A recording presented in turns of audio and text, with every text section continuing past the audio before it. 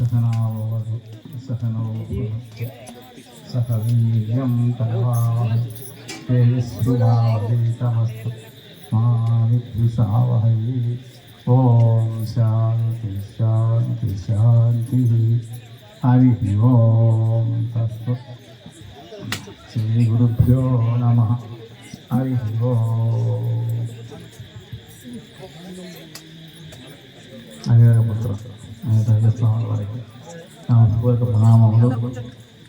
ఇందులో సంబంధించినటువంటి యొక్క సలదాతలు కావచ్చు, ఇంకా ఇక్కడ ఉండేటువంటి వాళ్ళందరూ భక్తులు, విద్యలో పాల్గొనేటువంటి వాళ్ళకు, ఈ పంతులందరికీ, నా స్వామి వారికి, మీకు అందరికీ నా పూర్వక ప్రణామములు. అందరికీ అయ్యప్ప స్వామి యొక్క అనుగ్రహం కలగాలని మొత్తం ప్రార్థిస్తున్నాను. ఇప్పుడు ఒకటి అందరికీ అయ్యప్ప స్వామి అనుగ్రహం కలగాలని మరొకసారి ప్రార్థిస్తూ మీరందరికీ నమస్కారం. మీ రాజుగా నాకు ఎప్పుడో చాలా నుంచి పరిచయం.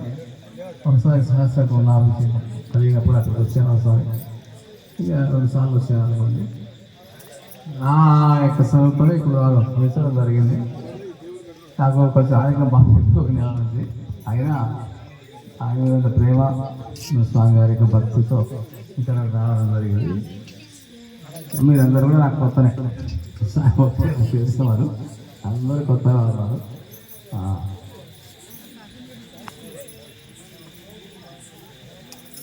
అయ్యప్ప మన హిందూ మతం అడిగంటిపోతూ ఉంది. అసలు మత మౌఢ్యం చేత టెంపుల్నే బంధపడుతున్నారు, మంచంలో కూడా చంపుతున్నారు. లాస్ట్ స్వామిని అందరూ అరికట్టాలి, ఐకమత్యంగా ఉండాలి, ఉండాలి. స్వామి భక్తులు అంతా కూడా ఐకమత్యం ఉంటే తప్ప మన మతాన్ని మనం కాపాడుకోలేం. కానీ ఇలా కూర్చొని ప్రశాంతంగా ఇది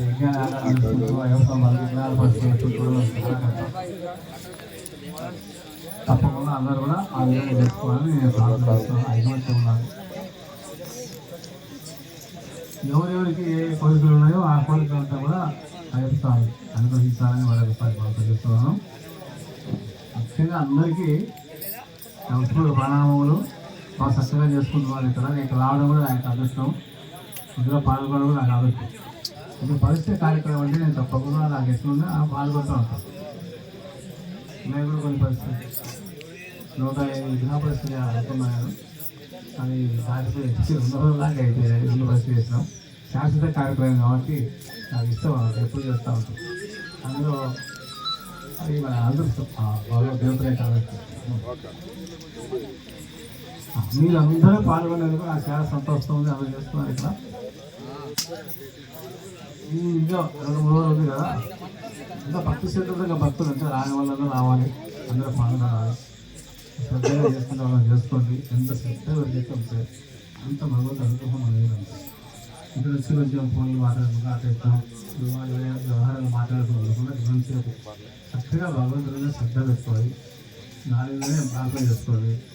మీ మనసంతా అక్కడే పెట్టుకోవాలి. మీ కోరికలు ఉంటాయి కదా, చదువుకునే వాళ్ళు చదువు బాగా కావాలి అంటే చదువు, ఉద్యోగం లేని వాళ్ళు ఉద్యోగం రావాలి. ఉద్యోగం వచ్చిన తర్వాత పెళ్లి కావాల్సిన పెళ్లి కావాలి. తర్వాత మన సంతానం రావడం ఉంటుంది కదా, సంతానం అయిన తర్వాత మన సంపాదన. అంటే ఇవన్నీ దాంట్లో ఆరోగ్యం కూడా బాగుండవు అందరికీ.